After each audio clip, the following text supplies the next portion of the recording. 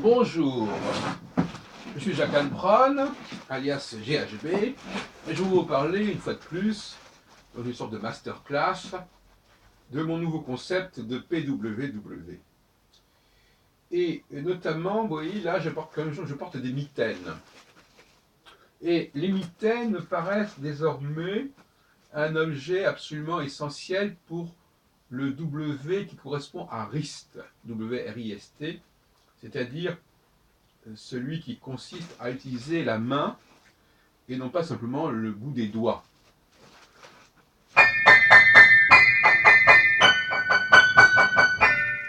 Et donc je décidais désormais de toujours jouer du piano avec mes mitaines. Peut-être pas avec des gants, quand même pas, mais avec des mitaines. Et je dirais même que les mitaines ont été, je plaisante un petit peu, conçues dans ce but. Elles permettent en effet de protéger la main, quand on le veut ou non. Pas seulement du froid, mais des objets dont on se sert. Et le piano est un objet qui peut attaquer la main. Et je me suis aperçu que j'avais un beaucoup plus grand confort manuel quand j'avais des mitaines pour jouer du piano,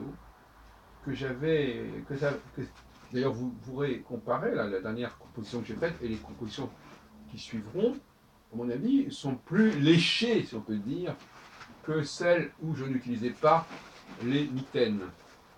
Je rappelle cette formule du croque-mitaine.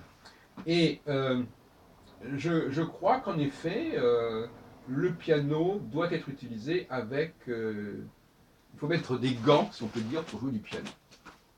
Je le crois. Gloves en anglais. Et d'ailleurs, en allemand, on dit Handschuh, c'est-à-dire littéralement des chaussures pour les mains.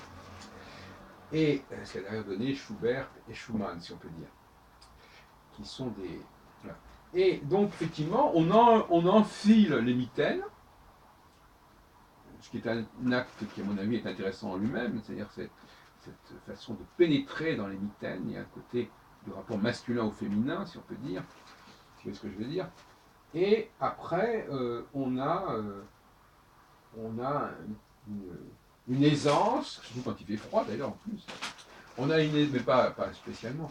Enfin, on a une aisance par rapport au piano, on peut caresser le piano, alors que le piano, quand on le touche directement, c'est pas de la même chose. Alors, en plus, de toute façon, comme la plupart des pianistes ne touchent pas le piano par certains aspects du poignet ou de la paume, ils ne connaissent pas le problème que je connais.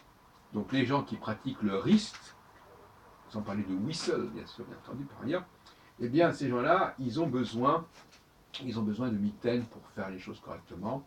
Sinon, ça fatigue nerveusement d'avoir directement un contact des mains avec les touches, du moins quand on joue d'une certaine façon qui est la mienne et qui est celle de ceux qui adopteront ma démarche. Donc voilà, je voulais vous dire cela. Désormais, la pratique dire que les pianistes qui joueront selon ma méthode porteront des mitaines. Ça sera en quelque sorte leur signe distinctif. Je vais vous faire un petit quelque chose avec les mitaines.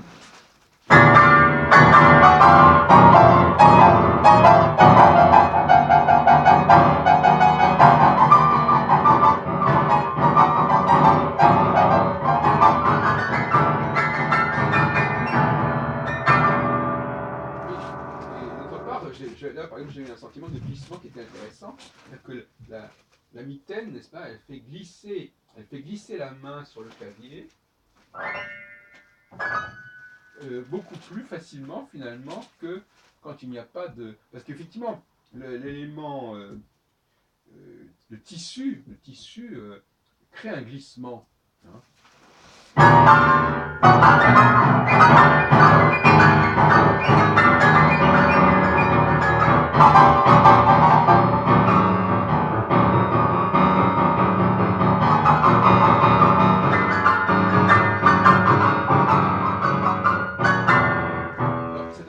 ce glissement, parce que déjà, le risque sans les mitaines permettait déjà une certaine fluidité du jeu, puisqu'on basculait les- les- le, le quart de temps, l'intervalle de temps, euh, quand on bascule la main, est beaucoup plus court que lorsque l'on joue avec les doigts séparément.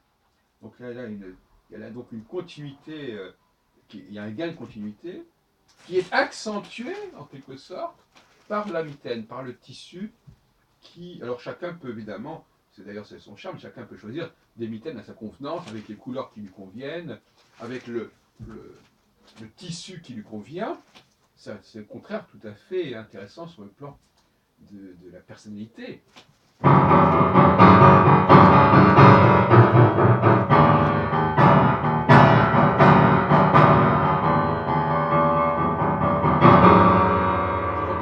Faire véritablement d'objection à cette façon de procéder. C'est vrai que... Et puis, alors, en effet, je plaisantais tout à l'heure, mais c'est vrai que cette façon de jouer du piano, où on n'a pas besoin de regarder véritablement les touches, on n'a pas besoin de lumière, on pourrait jouer dans les conditions les plus extrêmes. Hein, on pourrait jouer dans le froid, à la limite. La personne qui a de bonnes mitaines, elle ne prendra pas le froid. Elle n'aura pas besoin de lumière pour jouer, pour regarder sa partition, voire même pour regarder son clavier. Et donc, elle pourra jouer dans les conditions les plus extrêmes. Ce qui n'est pas forcément négligeable. Et puis, bien entendu, le sifflement peut aussi, n'exige aucune forme d'électricité. Et puis, on ne peut pas vous voler votre sifflement. Le piano, on ne peut pas facilement le voler parce qu'il est trop volumineux. Quant à votre sifflement, à moins de vous tuer et de vous assommer, vous ne pourrez pas perdre votre instrument vocal, si on peut dire. Et alors, effectivement, comme je le disais l'autre jour, je suis assez favorable à l'utilisation de vocalises pendant qu'on joue. Ce n'est pas la même chose que le sifflement.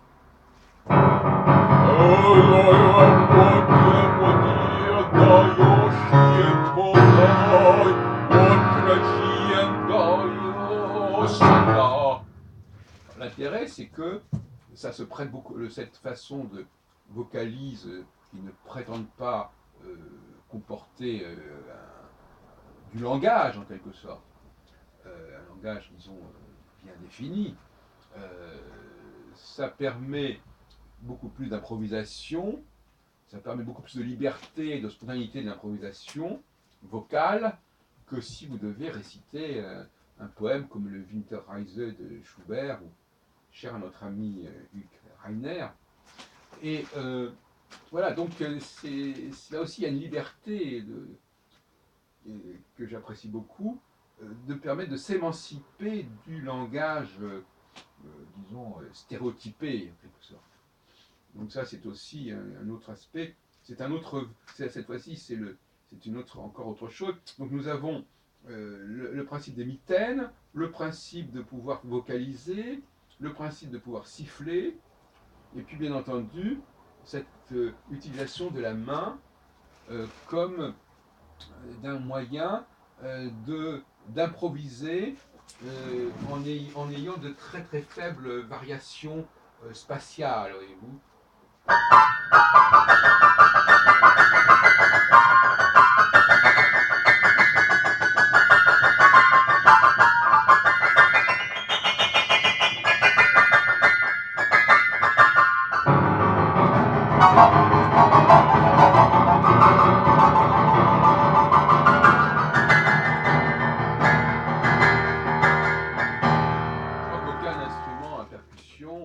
Ne peut rivaliser sérieusement avec le piano, hein, je crois que c'est clair. Bonjour et bonne année.